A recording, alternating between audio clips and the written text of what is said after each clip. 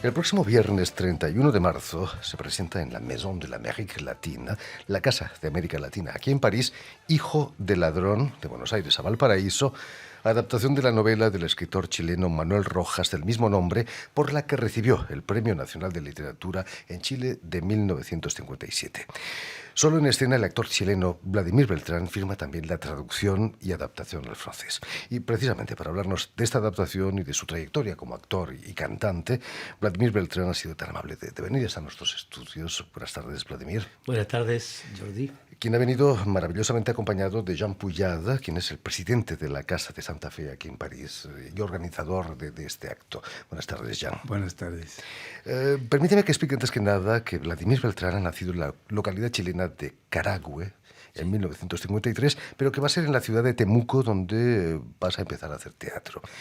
¿Cuántos años tenías cuando llegas a Temuco? Temuco era pequeño, tenía 2 años y medio.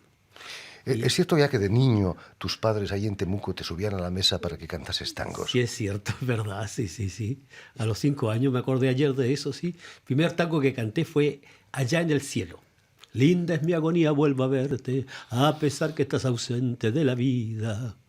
A los 7 años uno no comprende exactamente el peso de Sí, esas por palabras, eso me ¿no? ponían ahí como un monito para que cantara. ¿Eso rompió el hielo? ¿Fue lo que te llevó a tener ganas de subirte de nuevo al escenario? Sí, yo creo que sí, porque fue el aliciente. En mi familia siempre me estimularon para ese tipo de cosas.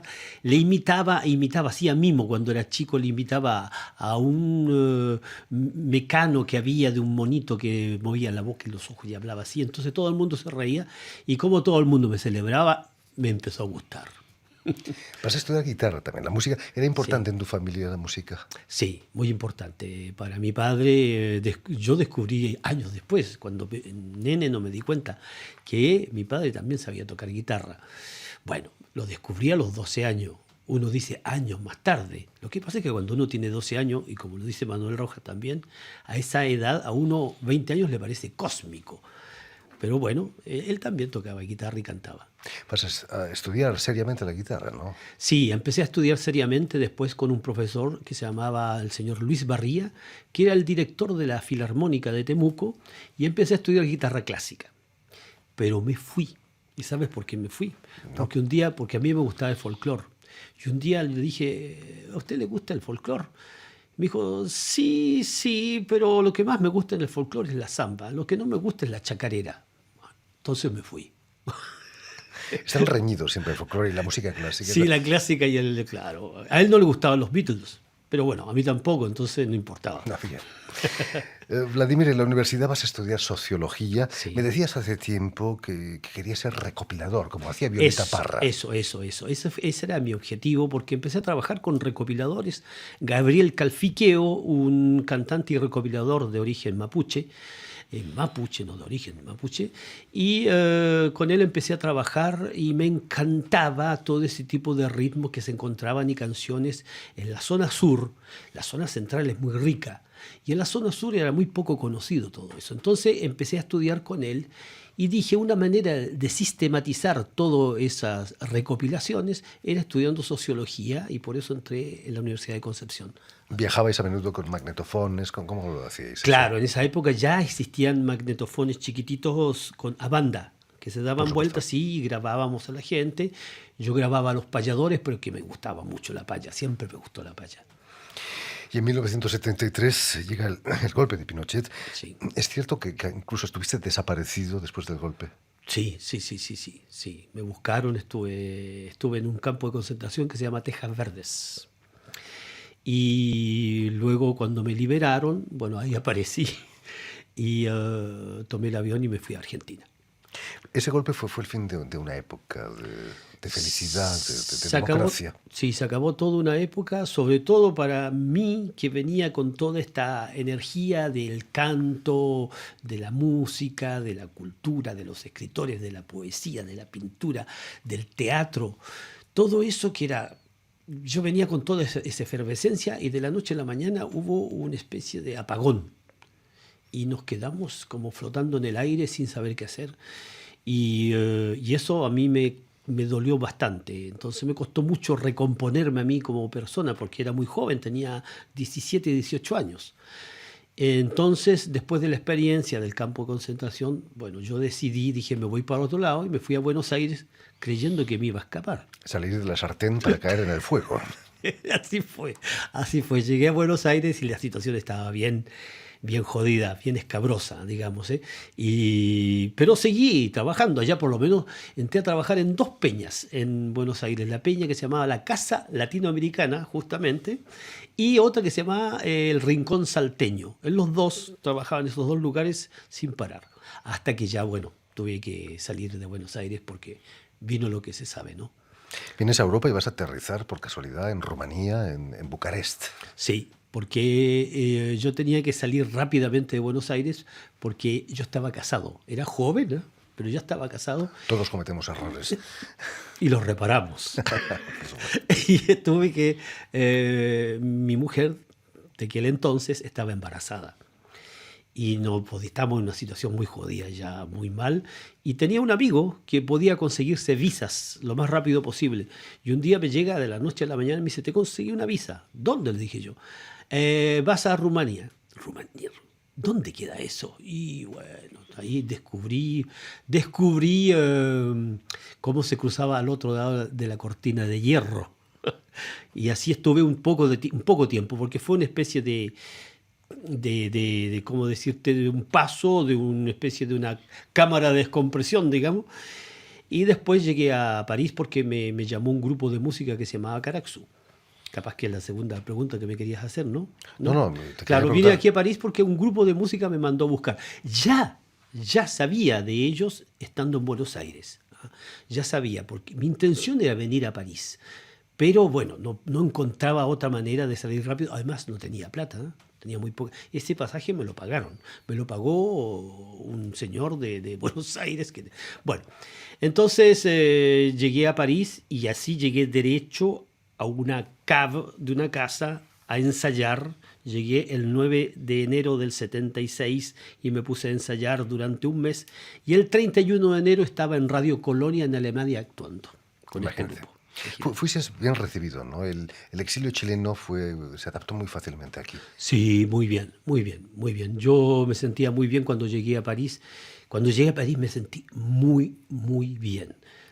Encontraba que la gente era, no sé si todavía es igual, pero yo tuve la impresión que era muy amable, los amigos que tenía eran muy amables. La juventud de aquel entonces de París era muy educada, sabía muchas cosas, o capaz que fue el medio en el cual yo me codié, digo yo, pero había, capaz que eran muchos estudiantes de Sciences Po, entonces por eso yo encontraba que la gente sabía mucho de Chile, de América Latina y de todos los países.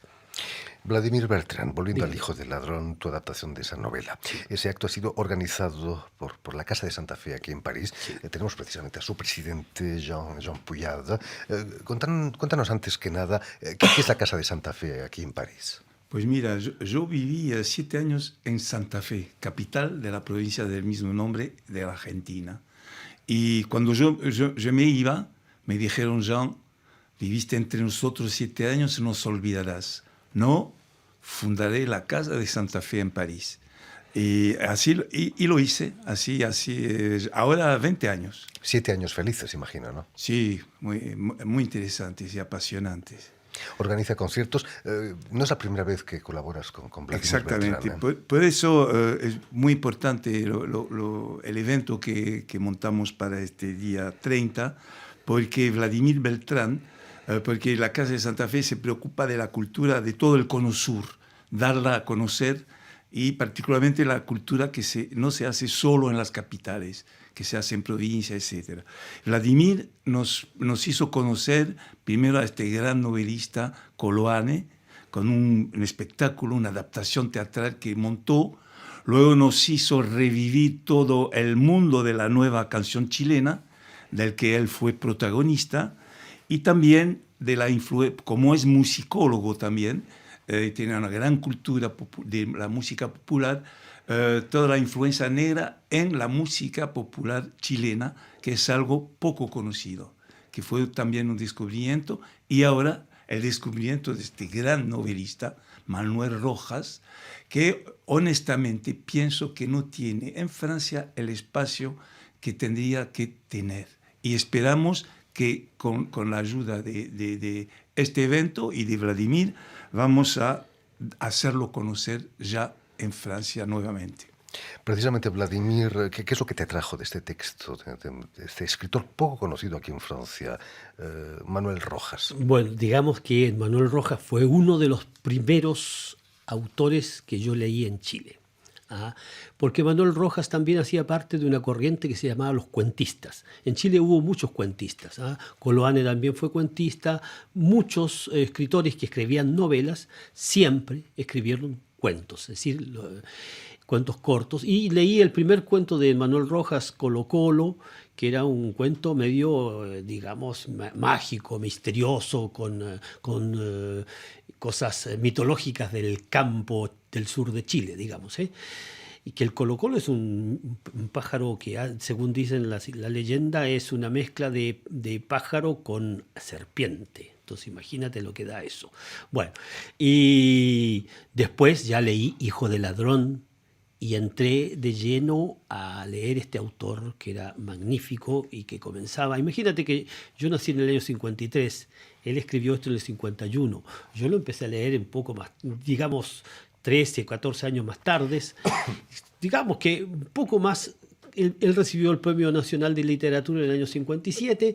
Yo digamos que lo estaba leyendo en el año 63, por ahí. Poco tiempo después.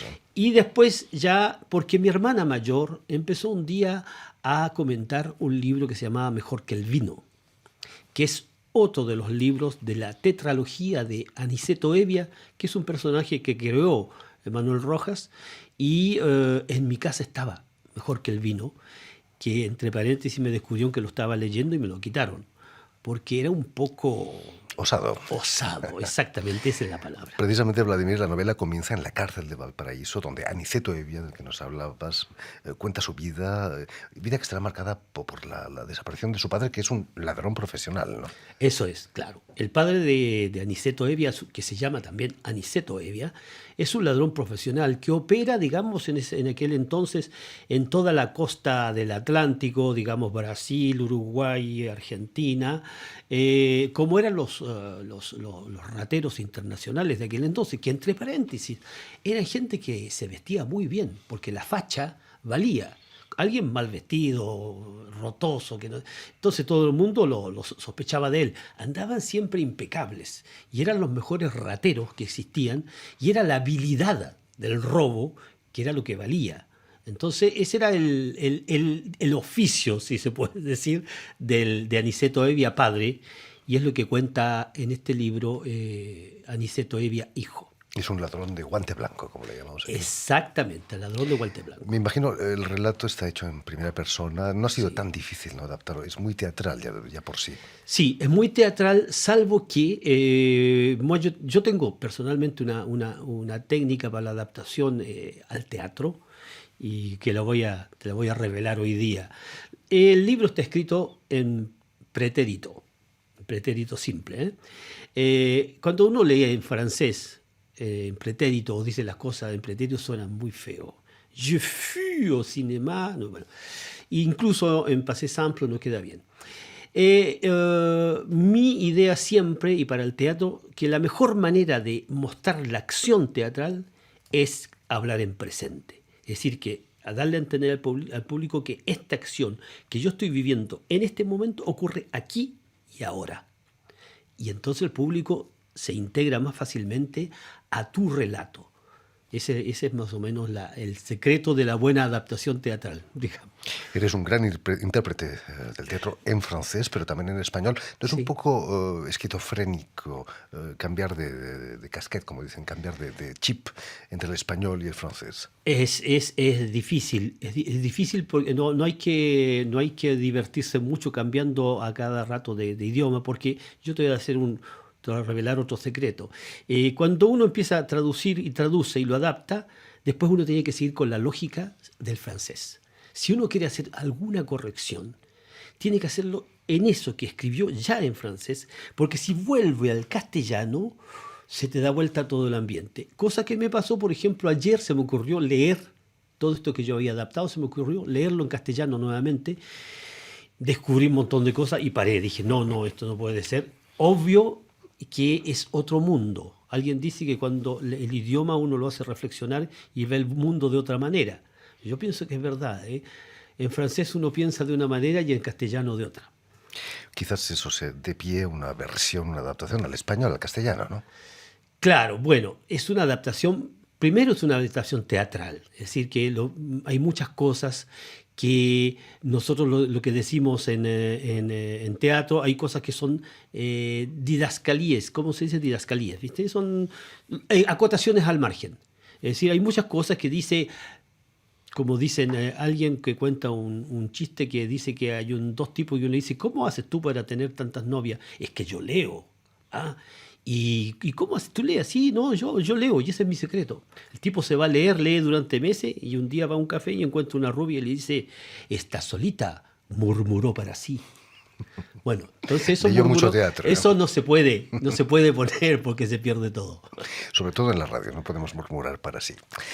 En fin, pues ya lo saben, tienen una cita en la Maison de l'Amérique Latina, aquí en París, el viernes 31 de marzo, donde Vladimir Beltrán interpretará su adaptación de la novela Hijo de ladrón, de Buenos Aires a Valparaíso, del escritor chileno Manuel Rojas.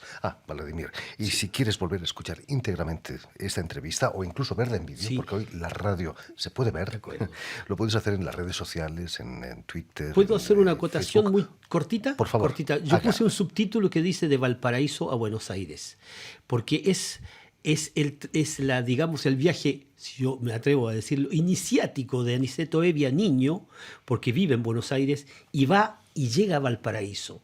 Y que eso fue la primera idea teatral que yo tuve, porque es un viaje de dos puertos, del puerto del Atlántico al puerto del Pacífico. Por eso tiene ese subtítulo. Ahí queda dicho. Sobre todo también permíteme dar las gracias a Elena Abril, que ha estado encantadora, como siempre, del otro lado del cristal, para hacernos que este programa sea una delicia. Muchísimas gracias de nuevo y mucho éxito en este programa. Gracias.